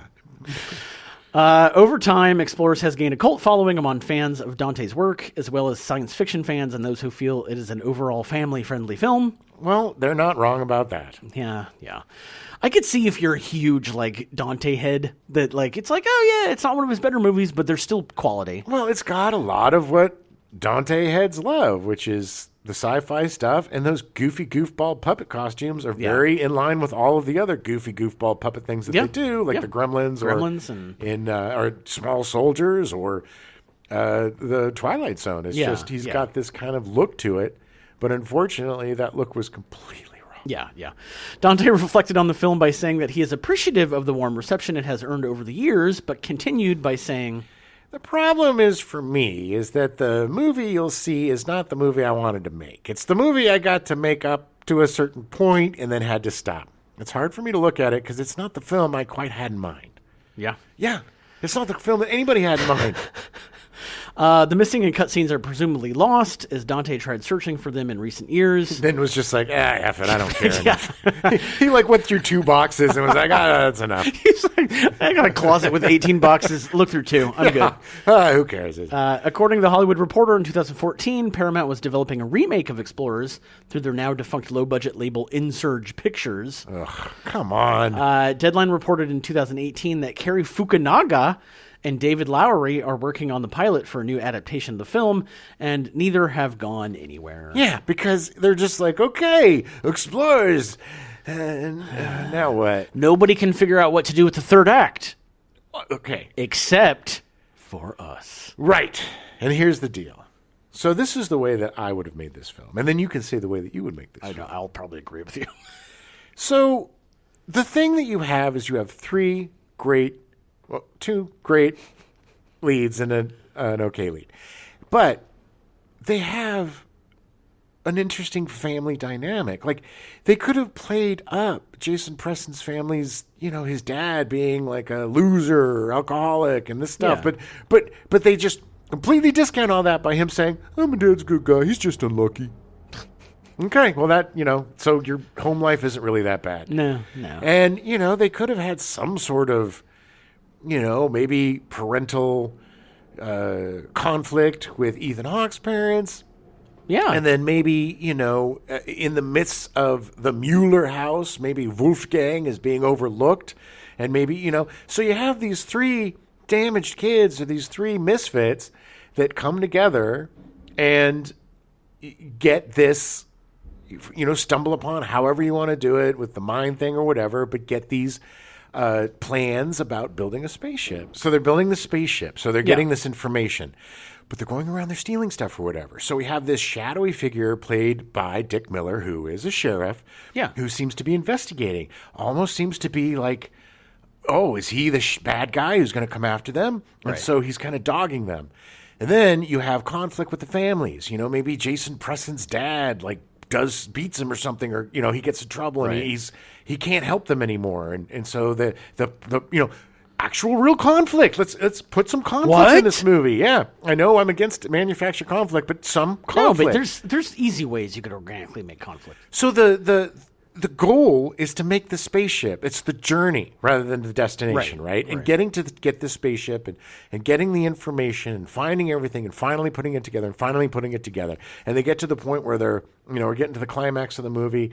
There's familial stuff going on, and, maybe one of the kids got arrested and just had to escape from juvie. I don't know. We got, conflict. Yeah. And so they're coming together. They're finally coming to the launch date. They've gotten everything together. They get him out, and they're just like, we just got to escape. Got to get out of here because our lives are pretty crappy, and we're going to go on an adventure.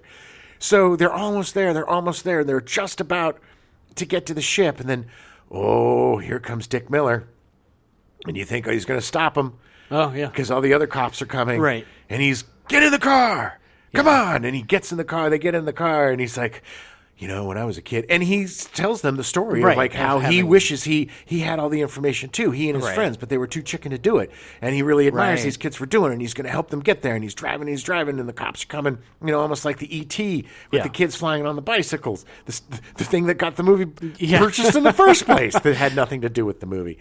So they finally get to the ship. They get on the ship, and at the last minute, badoosh, away from the families, away from the cops, away from the army, whatever it is. Yeah. Final shot of the movie is them in space, going through space, and then one of them says, "Where should we go?" Yeah. And then that's it. Credits. I agree. The movie should be about the fact that them trying to go to space is an escape from their problems. Like there has to be more conflict with the parents or with, there was. It's like, the bullies, they're beating up Ethan Hawke. Sure. And, like, Ben gets beat up. And it's like, he just wants to get away. You want to escape. You want to do this. I mean, there could have been more with the girl and more of, like, maybe she gives him a chance. And then is like, well, you just want to leave. Like, there's just so much. There's such a good seed of a movie there that just didn't happen. No, because it's so thin. It's one of the thinnest movies ever. Oh, my God. They cut all character development. They cut all conflict. They cut everything. And then it's the way that they set it up. Anything in the third act would have been disappointing because of all the buildup. But if you end with them going to space, then you set up a perfect sequel. Yeah. And the sequel could be, or a series, could be these kids going from planet to planet. Right. And what a fun, and I think this is basically the plot of the Acolyte, that new Star Trek show. Which is a bunch of kids going from planet to planet with Jude Law. The Star Wars show. Sorry.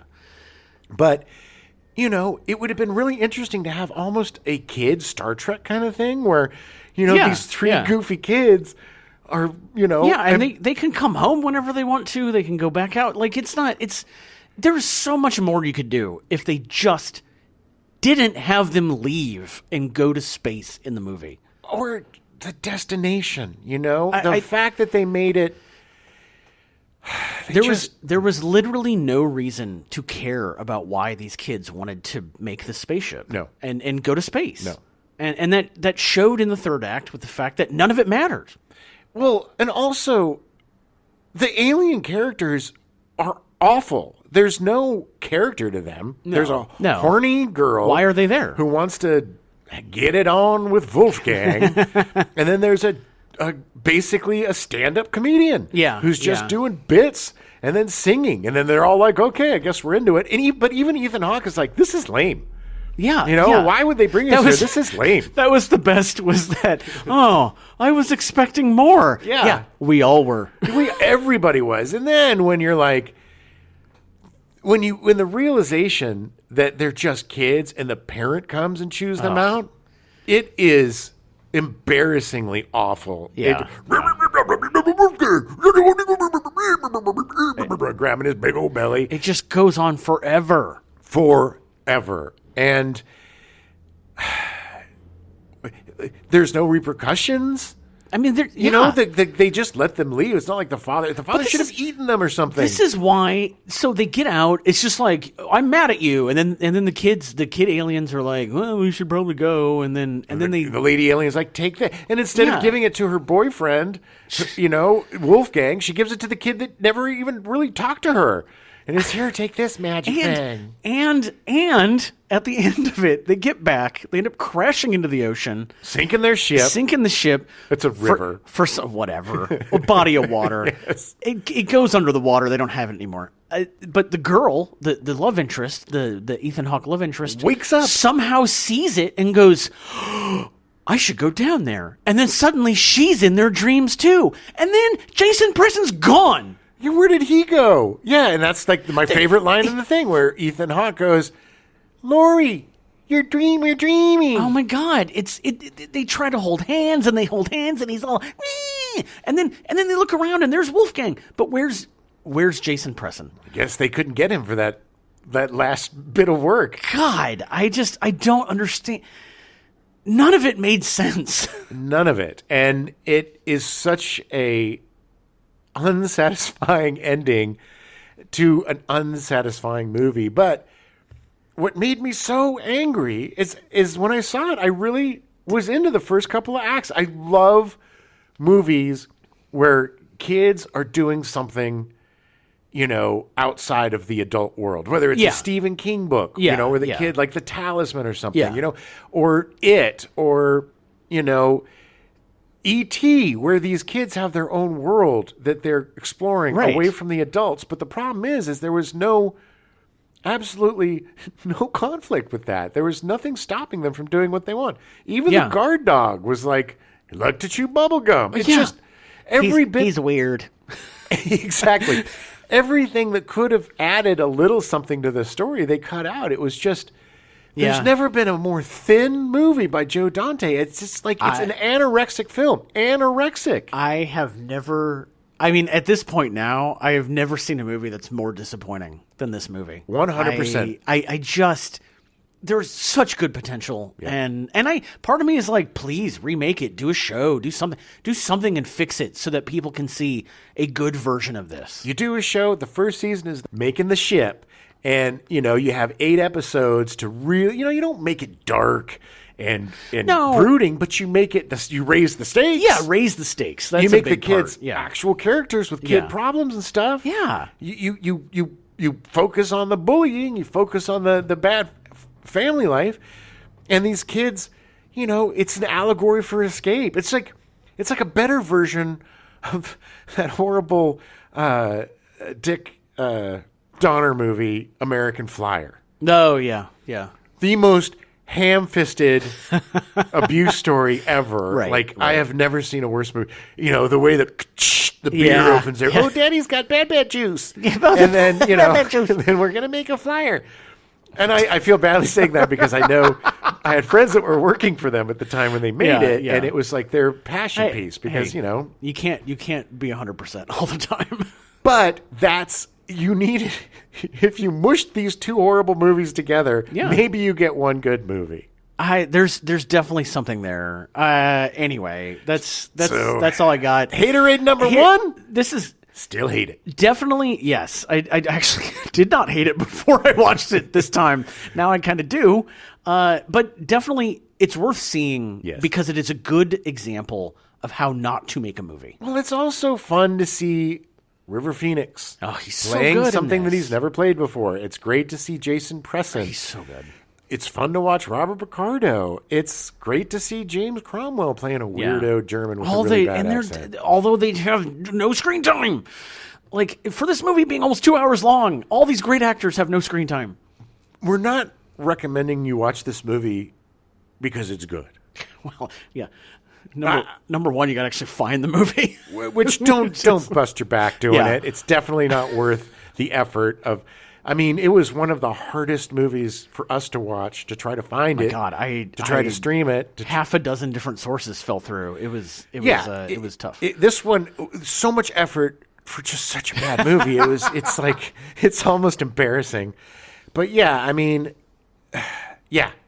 verdict, Haterade. Yeah. So we'll be back next week with what are we doing? Next week we're doing Highlander, so super excited. You can hear how angry I can get. Now I'm excited for Highlander because I really did. It's a guilty pleasure of mine, guilty pleasure that I probably haven't seen since I was a teenager. Yeah. It's not the type of movie that, the cult kind of thing that I like to watch over and over again or I put in my collection. But I am curious to see it because I really liked it. Lambert is just one of the weirdest actors in the world. He is. And Sean Connery. Playing it in. Egyptian Scottish Spaniard. I'm from Spain. Or something, but he's Egyptian in the movie. Yeah, by way of Spain. And this is the accent you get if you're Egyptian and Spanish. And you don't look like either. He had a dialect coach.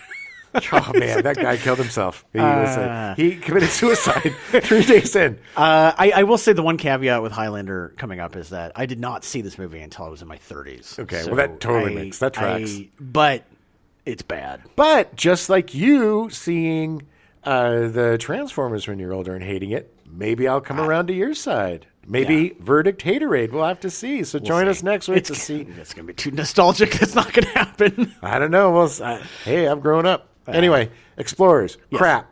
Watch it if you want. I don't give a crap. We'll see you next week. So last week, it was Jesus Christ. So last month, they loved movies about the Pizza Boy. Yeah, the Pizza Boy movie. Gigolo, which I don't remember the name of. With Kirstie Alley. Hot Boy Lover or something? Like Hot Boy Lover. Hot Boy Lover. Pizza Boy Lover. Yeah, Hot Pizza Lover. Whatever it was. Yeah, but he's had a career. He will soon be soon on the. He will soon be soon. Seen me soon. He will soon be seen. We now return you to your regularly scheduled programming, Freaky and the Bean, already in progress.